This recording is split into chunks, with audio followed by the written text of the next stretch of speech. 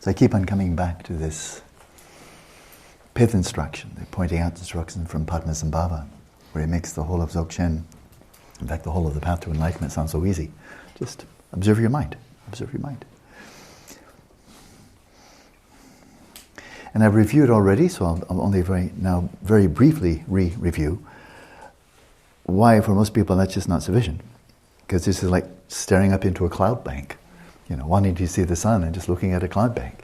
And you can just kind of continue in that marmot-like gaze for a very long time and actually not proceed because the obscurations are not being cut through. So a very, very brief review. There are cognitive. These are formidable. I mean, I think this is really what's preventing most people from setting out on a spiritual path, whether it's a Christian contemplative path or Taoist or anything else. Cognitive obscurations. It's just not a priority. We're so busy. People everywhere are busy. Busy. And they're busy with what they value.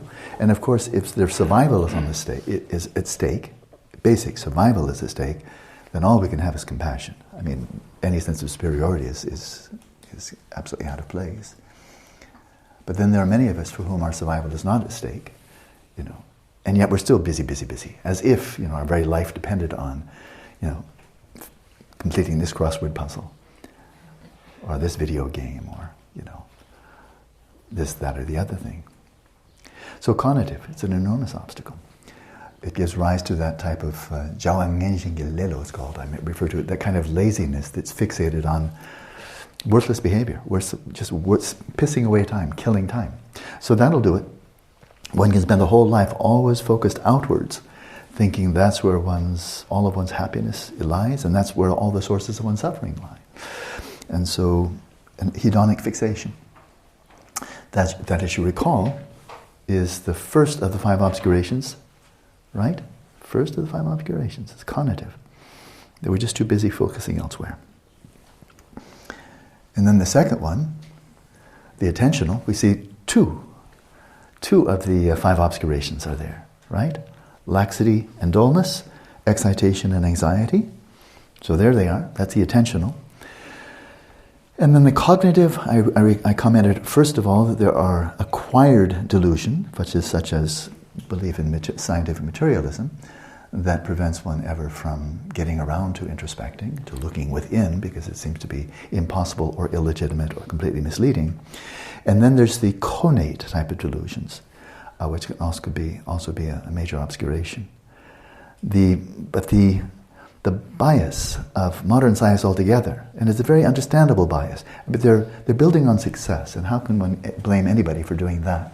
But I was sent an article this morning that gave a synopsis of a paper just submitted and published in the Proceedings of the National Academy of Science, where 2 brain scientists, having identified regions or activities in the interior of the human brain that seem to be correlated with consciousness, then they studied insects' brains.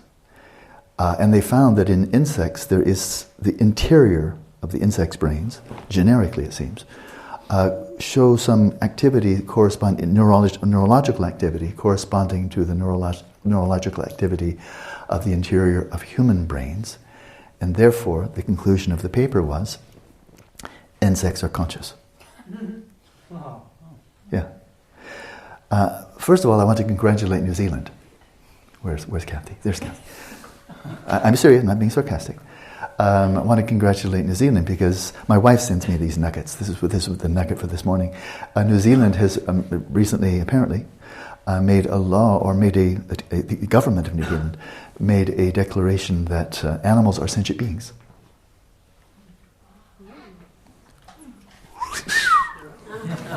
Good. Why it took them until 2016 to come to that conclusion, not so clear, but it certainly beats Descartes, who's mesmerized modernity for 400 years now, saying animals are not sentient beings, they are not conscious. And the delirium from that really has ramifications, echoes all the way through the 20th century. So it's wonderful, and not even any irony intended or implied, that a country has acknowledged that animals are sentient beings. It's good, big step in the right direction. So, but the notion that, this paper on insects are conscious. That's also good. It's also good. It's annoying because it would be so convenient to think that animals aren't sentient beings. Then you could, clean up all the ants with a sponge and swat flies and all of that. If they were, I mean, in a way, I kind of wish they were, because I would like to swipe those ants too. I mean, it's so much easier. I don't know if they're invading your room, but they're all over the place in mine, And my reptilian brain wants to go lunge. And then my frontal cortex, which is well trained in Buddhism, says, "Hi, Mom. Hi, Mom. Hi, Mom. I'm going to protect you. I'm going to protect you. Do my very best. Take care." So the Buddhist side is winning for the time being. But one understands, that understands why one might prefer to think that they're not sentient beings, and yet, if they walk and they act and behave like sentient beings, then it is a pretty logical conclusion, even if you don't know the brain correlate.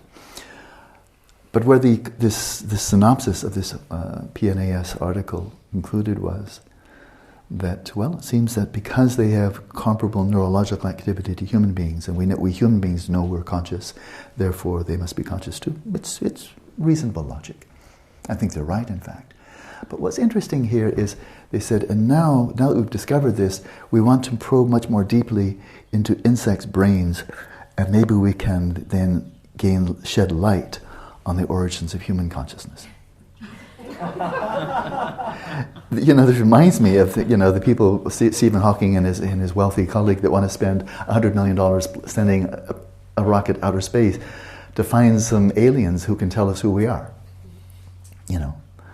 Maybe they can tell us about the origins of consciousness and the human mind, and when we find them. So the fixation on looking outwards is really intense. They'd rather spend $100 million on a rocket that might bump into a UFO with whom they might have a conversation, and the extraterrestrial will tell us who we are. They'd rather than just sit in their room and turn their awareness inwards, And they'd rather study insect brains rather than actually examining consciousness to see maybe that would shed some light on its origins. And what was quite remarkable of this synopsis was that the author of the synopsis said it still seemed highly unlikely that insects or even other animals are self-reflective, self-aware, that is, they're aware of being aware. Acknowledged that, and then said, and now let's go study those insects' brains to figure out the nature and origins of consciousness. It really does sound like a joke. Like, why aren't you just looking at consciousness?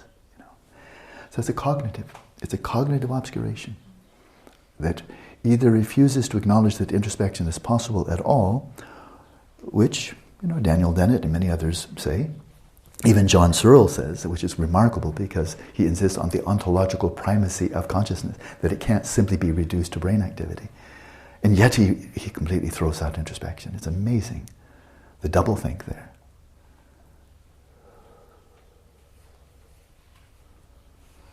So either refuting that it's possible to look inwards, but even John Searle acknowledges it is possible to be aware of aware, and then refutes introspection. It's really very strange.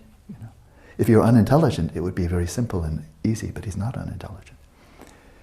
But then the much more widespread view of Anne Treisman, very, very refined cognitive scientist at Princeton, and she's representative, I'm not picking on her, she's representative of her whole discipline, and that is introspection.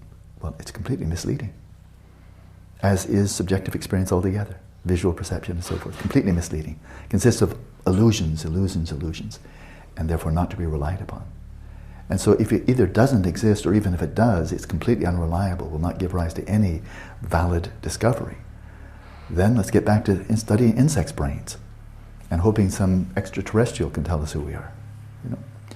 So briefly there, cognitive, there are acquired and there are connate obscurations cognitively. But there's one more, I think we're already very, very familiar with the third type of obscuration that really gets in the way of us being able to probe deeply inwardly and fathoming the very nature of, let's say, the substrate consciousness, the very empty nature of consciousness itself, and let alone finally pristine awareness. There's one more type of obscuration, one more type of big barche, big obstacle, that's not simply cognitive, attentional, or cognitive. Anything spring to mind? Thank you, yeah, you know my work, yeah. Emotional, the fourth. And isn't that true? I mean, I've been listening to 36 of you on a regular basis. And what I often hear is emotional stuff coming up. You know, I had a really bad day, I got really upset, I got really blissed out, I got really depressed, I got anxious, I received some news from home that really upset me. If that's happening here in retreat, when we're pretty isolated, frankly, in a very congenial environment with very nice people and wonderful staff and so forth, if our minds are going topsy-turvy in this type of environment, I just want to remind you that 3 weeks from now you won't be here anymore. You know, and it probably won't be as serene. So emotional obscurations, emotional imbalances. We all know what it's like, that you try to sit down and practice shamatha and you say, forget about it. I can't even pretend. My mind is just going, it's just pulled every which way. It's like a little paper cup out in a hurricane on the high seas. Just pull, pull, pull, pull, pull. There's no lighthouse in sight. It's just a little paper cup going blub, blub, blub, blub, blub, you know. And so then that's a big obstacle. You say, well, you know, I can't meditate. I can't meditate. If this is true now, what's it going to be like when we leave here, you know, where life is a lot rougher? Can't meditate. Can't meditate. My mind is too upset, right? By pretty much anything but emotional. Here they are, emotional afflictions, emotional disturbances. Studies done of people with very severe and acute depression. They're very fine studies done by John Teasdale, Zindel Siegel, and Mark Williams at Oxford University. And they're very fine people, I think. All of them very keen on mindfulness-based stress reduction and mindfulness-based cognitive behavioral therapy. And they're, I think, very compassionately concerned with how do you help people who are severely depressed? Hands pressed. Thank you. I have no expertise there. And that what they have found, it's no surprise, but it's an important finding, is that when people are suffering from severe and chronic, especially acute severe depression, you can teach them meditation all you like, they won't be able to do it. They just forget it. You know, it's like if you tie a 200-pound weight to somebody's ankles and say, now try swimming. Here's how they do the breaststroke. Here's the backstroke, and here's the Australian crawl. Well, that's all very fine. You can be the best swimming instructor in the world, but if they got 200 pounds of weight around their ankles, it doesn't matter what you say. Right? I think it's a pretty close analogy. And so, a person like me, then quite useless. Because, quite useless. I don't even know talk therapy. But even talk therapy may not be so helpful. So for such people, then antidepressants may be the most helpful thing for them. At least manage the symptoms so they don't want to commit suicide. So they're not completely debilitated by the depression. Bring in the antidepressants and let it be, administered, prescribed by a highly skilled psychiatrist who knows which of them, there's so many of them, but which might be most effective, and then watch to see if it's effective, to go ahead and shoot the messenger, ameliorate, diminish, calm these acute, debilitating, awful, awful symptoms of severe depression. Thank you. I have nothing to say except for thank you. But I can't help there. That's for the people who have this expertise, which generally Buddhist Dharma teachers don't have. But then once they've done their work, and the depression is no longer severe and acute, it's more moderate, then talk therapy may be the most helpful route. I think it is the most helpful route that can actually lead to healing, overcoming, being free of depression, and not simply systematically and perpetually suppressing it with drugs. So that's where I think highly trained psychiatrists and clinical psychologists, psychotherapists, really are doing an enormous service. And they have skill set that Buddhist Dharma teachers generally don't have. Some are both, I'm not. But they're really helping to get to the root of the cause. And they're speaking subject to subject, human being to human being, a compassionate therapist to someone who's really in need of compassion and wisdom. So that's really wonderful, right?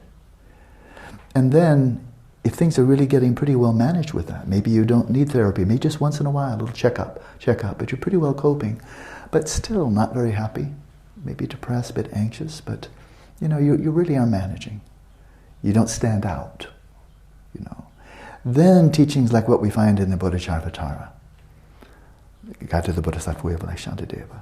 Oh, so many methods, a whole pharmacopoeia, whole array, truly, of really skillful means. Buddhaghosa's teachings on the four immeasurables, if you really go to his source there, so brilliant. Especially, just so brilliant. So there's from the Theravada tradition, classic, from the Indian Mahayana tradition, classic. There's so much wisdom there that maybe, one might explore in conjunction with a therapist, especially one who's familiar with Buddhism or contemplative practice, and go deeper and deeper, and be more and more self-reliant. So when you're relying on drugs, you have no self-reliance. You're relying entirely on your psychiatrist and the pharmaceutical industry, right? You're completely disempowered. But you were already disempowered. They didn't disempower you. But you just felt, there's nothing I can do at all. Please let me open my mouth, swallow the drug, and hopefully that will help. So for the time being, the subject is completely disempowered. And there's utter reliance on taking refuge in the psychiatrist and the pharmaceutical industry. But then when you get your head above water, so to speak, then you may take refuge in your psychotherapist and get some good talk therapy. But then you're taking responsibility. Isn't it the case? The subject, the patient, the client has to take, now we're dealing with you as an intelligent, capable human being that's suffering, but you're not going to just get the healing, like throwing a rock at somebody. Oh, thank you, you hit me, I'm feeling better. It's not going to be just the therapist makes you better. You have to be participating. You have to be involved. You have to be taking responsibility and participating in an intelligent, creative conversation to get to the root of the depression. Was that okay? Okay. Because we have a professional psychotherapist here with decades of experience. So, but then similarly, if you're going to Dharma teaching, one of the wonderful geishis here at Lama Tsongkhap Institute and elsewhere, Dharma teachers all over the place, whether Theravada, Mahayana, and of course outside the Buddhist tradition, then this can be more group therapy. It doesn't have to be one-on-one, okay, I'll sit down with you, teach Bodhicharvatara, okay, you're finished, now I'll teach you Bodhicharvatara. That can be group. And then once again, it's really obvious. You're not going to just be healed by Shantideva or by the book or by the Lama or the Buddhist teacher. The teacher is revealing to you, showing you the methods where you can now take more responsibility. So no responsibility basically when you're just taking in the drug, more responsibility when you're dealing with a therapist, more personal responsibility when you're acting as a Dharma practitioner. And knowing that now I need to recognize when anger arises, when craving, jealousy arises. And I'm going to apply these antidotes from Shantideva and so forth. And I'm going to change my mind. I'm going to modify my mind. I'm going to transform adversity onto the path. 7-point mind training, not just transform it into the path, but when adversity comes along, that's going to be my vehicle. The adversity came along and kidnapped me anyway. Okay, thanks for the ride. Now I'm going to ride to where I want to go rather than where you want to go, because you want to go around in circles and just keep me in that loop forever, right? And I'm going to take the same car, adversity, and I'm going to drive it. I'm in the driver's seat now. And I'm going to take adversity onto the path and go to liberation instead of just more suffering. So now more responsibility on the side of the individual, And then we have settling the mind in its natural state, where the same emotions are coming up. The same ones. Anger, sadness, despair, anxiety, low self-esteem, and so forth and so on. The same ones are coming up. But imagine the spectrum where the person starts out with acute and severe depression, gets the necessary drugs to handle it, then goes for talk therapy, gets a lot of benefit, doesn't need the talk therapy so much, maybe just once in a while, goes to Bodhicharvatara, for example, Guide to the Bodhisattva Way of Life, drenches the mind in that. Geshe-Ngān Taigi again, I remember this so clearly, because he taught us this back in 1972. After finishing the Lamrim, he spent then, 8 months or so, with a detailed, line by line, verse by verse, clarification of the whole text. It was brilliant. And when around the time he'd finished, or at least we're well into the text, he said to us, it was in the one-year course, there were just 8 of us in this course, 1972. He said, if you if you are practicing the bodhicitta and you can't see some really beneficial change and greater happiness and diminishing of mental afflictions by engaging in the practices of this text, you should just take your mind out and hit it with a rock. Bad mind! Bad mind! Just... And Kathy, I think it must be that you that gave me the photo of him. That was absolutely him. I would like to show it to everybody. But it shows him debating in the annual debate. Did everybody see it? Okay, Kathy has it. It shows him every year around New Year's. Then in the main temple, I'm rambling a bit here, but this is so much fun. In the main temple in Dharamsala, then they would have an annual debate with hundreds of monks attending, and then some lay people coming in as observers, spectators. The Dalai Lama would be there, but it's not an empty ritual. It's a real debate. It's kind of the highest level intellectual entertainment. So the holiness will follow everything, every point of the debate. And then the learned geishis will follow everything. The lesser will follow a good deal of it. And then the lay people will basically say, wow, they are really smart. They won't really will follow it. But you see the look on Geshe Wantage's face. I mean, it's him. When I think of him, he's debating, and I can't say who he's debating with, but I think I know. He was my other teacher, Genlo Sengetsu. Genlo Sengetsu, the abbot of the Buddhist School of Dialectics. So I trained under both of them extensively. And they were creme de la creme of debaters, top-notch scholars, who had mastered the art of debate in Dharamsala. So they were called. And they're doing this debate. Well, it's not just a ritual.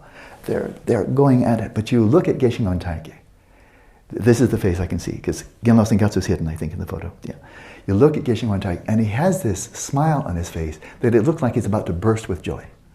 Yeah. And he's going, like, this is so much fun. And there's my other teacher, and he too, I know his face, even though I can't see it. Give me your best shot. That's the flavor of debate in Tibetan tradition, among the really good ones. It's joyful, it's light. You make a mistake, you get and it's just, and you keep moving. It's moving, it's delightful. So that was wonderful to see. That's the intellectual tradition of Tibetan Buddhism, I think, at its best. It's so sharp, it's so joyful, and it's just permeated by compassion. Really. No deviation. But it's very, very competitive. You want to win the debate. But you're debating with somebody who you so respect and you love and admire that whoever wins it's going to be fine. So that's it. Coming back very briefly then to the emotional obscurations that get in the way of our seeing who we really are. Fully, I was going to say exploit, but I don't like that word, utilizing our ability of self-awareness, which was referred to in this article on insect brains, without ever suggesting that we might actually use that. It's so bizarre. But the emotional. Finally, drugs, talk therapy, guide to the Bodhisattva way of life, settling the mind into the natural state, where you've had the sufficient the preparation, you've done the mundo, the preliminary practices, maybe starting with drugs. If that's where you were 5 years ago, that's where you were. Fine. And you got benefit from it, and then you stopped doing it. And you look beyond it. And you had good talk therapy, but you didn't need it, you stopped doing it. And then you do bodhicitta until at least you can take a break from that, and then you settle the mind in its natural state. And then whatever comes up, you don't apply any of that wonderful wisdom from Shantideva, who is synthesizing an enormous amount of wisdom from the whole Mahayana tradition. You don't use any of it. You just say, this little light of mine, I'm going to let it shine. That's what I learned when I was in Sunday school. Let it shine, let it shine, let it shine. And you just watch your mind heal all by itself. Without grasping, without distraction. You watch the mind heal. Or after a while you say, yeah, I can see the mind's healing. Good for you, mind, knock yourself out. Do it. But why don't you just do it by yourself? Because I just want to rest right here. This is the light of mine. I'm going to let it shine. I'm going to be that shine. I'm going to be that shine. I just rest there. And let the mind solve itself out. Work itself out. release itself out. So we're going to continue, of course, in the afternoons with Vipashyana. Within the pyramid of relaxation, stability, and vividness, it's all about vividness. It's all about vividness. This is why it can be so exhausting and stressful. This is why philosophy is exhausting and stressful. Because it's all vividness. There's no calm or relaxation in philosophy. Modern philosophy, very stressful. This is very stressful. The Vipassana, the kind of questions posing here, it's demanding, it's hard. It doesn't come easily, it doesn't come naturally. And so it easily makes it a bit hyper, a bit edgy, or even irritable. And so we keep on coming back. So the higher we go with Vipassana, the sharper the edge of Vipassana, what I would suggest is deepen and broaden the base of the pyramid. Relaxation, relaxation, relaxation. And on that note, let's go to meditation.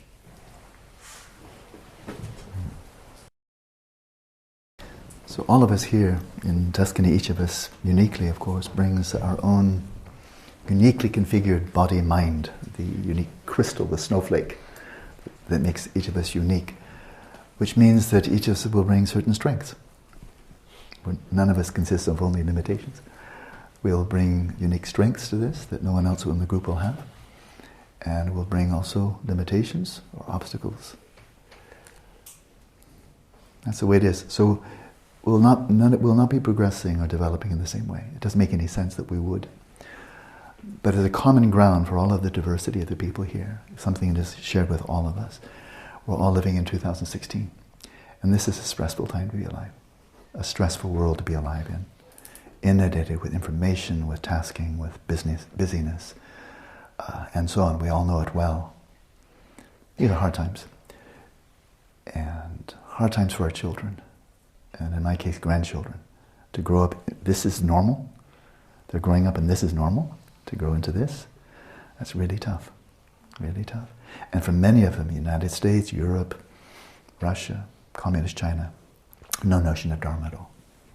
Religion is superstition, religion's bunk, religion's cause of warfare, bad. I understand. But then there's no Dharma, you know. And so the common ground is if what comes out of this 8 weeks together, now 3 weeks remaining, if what comes out of this is nothing more than creating a new pattern, a new ground state, a new default mode of a sense of ease in the body and mind, without getting dull, spaced out. A simple sense of presence, an inner calm, relaxed, attentive, aware of what's going on in the body and mind, without being swept away by every current. And as we step out of this retreat setting in 3 weeks, aware of, more vividly, with more detail than most of us have right now, what's going on in the world around us generally, and then in our own more closer environment, our family, friends, places that we will be returning to. If we can bring to that more complex environment, where mental afflictions are often not even recognized as mental afflictions. They're simply regarded as human nature, which means nothing you can do about it, really. Just don't try to be excessive, you know. Don't be too human, you know. When we step into that environment, if we can come with a renewed sense, or get a new default mode, a new base camp, call it whatever you like, of being very attentive to those around us, situations around us, without getting caught up in everybody else's drama, and without withdrawing into dissociation, removal, isolationism. The extreme of quiescence is called in Buddhism. But right there in the middle, you know, exactly this quality of awareness that we're bringing to the space of the body and the fluctuations there, and the same quality of awareness we bring to the space of the mind and the fluctuations there. Attentive. But then, unlike the fluctuations within the body, which are not sentient beings, there's nobody looking back, right? And unlike these appearances and impulses in the mind that we attend to, and nobody's looking back, there's no reason to ever be ridiculous. Categorical error to feel compassion for your thoughts, your emotions, your desires. That'd be silly. It'd be like feeling compassion for a glass of water. You know, silly, misplaced, right? So unlike the appearances arising in the body and unlike the appearances arising in the mind, as we step out and engage with other sentient beings, there's no question, in my mind, there's no question, we're attending to sentient beings by way of those appearances. And the appearances are not sentient beings. Appearances arising in the space of my mind as I attend to everyone here. Those appearances are not sentient beings, and they are arising in the space of my mind. But by way of these appearances, it is certainly true. When you gaze into somebody else's eyes, they're gazing back. Right? And that's not an appearance to your mind. There's more going on than appearances of the mind. There's more going on than objects. Yeah. So I think it's wonderful that New Zealand has acknowledged that animals are looking back. It might give us pause to a lot of the cruelty.